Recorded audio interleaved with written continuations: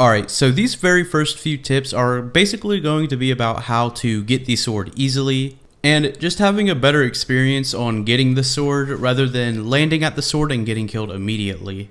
It may seem like you won't get the sword in time if you land off of Polar Peak, but with everyone trying to get the sword at once, it's very easy to get up there in time to see the sword and get the sword possibly.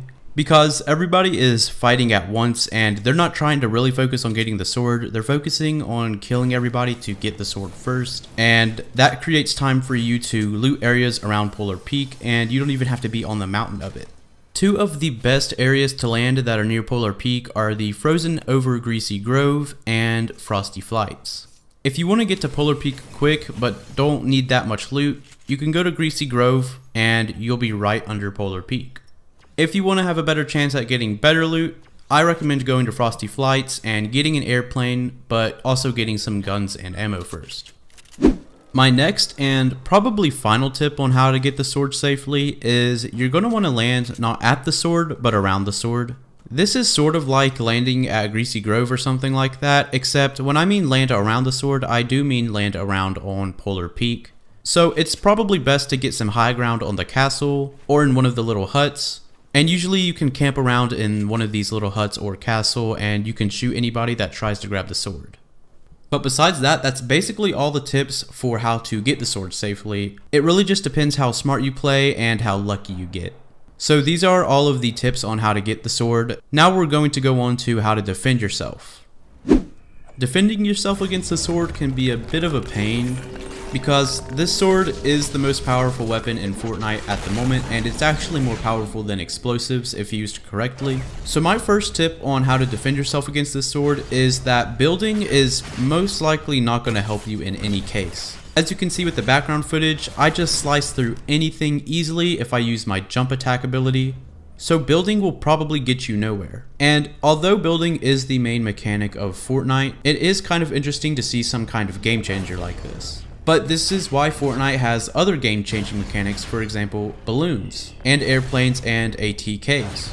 So if you guys notice how far I jump with the Infinity Blade, you can tell that I can go forward very far, but I can't go very high straight up. In fact, if I do rewind back to this part where I destroyed a building, you can see that when I go up straight with the Infinity Blade, it only goes up about 3 stories, which is the equivalent of putting up 3 walls upwards in a row.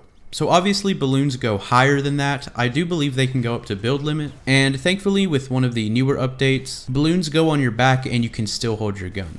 So earlier I was talking about ATKs and how they are pretty useful when it does come to escaping the guy with the Infinity Blade. So this is actually a clip from earlier when the update just went live, and basically you see me chasing around this guy that's on an ATK. Now, of course, the Infinity Blade does a lot of damage, but it also swings very slowly, and it's sort of hard to control the jump mechanic. Basically, you just go in the direction that you're looking at, and that's it. No turning in the air or anything. So ATKs are actually a very, very good way to dodge attacks with the guy with the Infinity Blade. Now, of course, you can still be hit. As you can see, I do get a few hits off this guy, but most of the time, your ATK will take the damage for you, and you don't really have to worry about it. The Infinity Blade swings so slow that the ATK can just drive right past the attack, but so far these are really all the tips that are needed for now. The Infinity Blade is really cool in my opinion, and I think it should stay in the game. And it is powerful, but it's not too powerful to the point where it should be taken out or nerfed, I think. If I were to make the Infinity Blade, the only thing I would change is the health. Instead of putting the shield at 200, I think I would put it at 150, but I'd also make the health heal up twice instead of once. So like instead of going from 1 HP, you go to 2 HP immediately. But besides that, I think this sword is fine. The Infinity Blade is fun to mess with, and I just hope it doesn't get taken out of the game. But that's it for this video. I hope you guys enjoyed it, and I hope it's helpful, and I'll see you guys in the next video. Goodbye.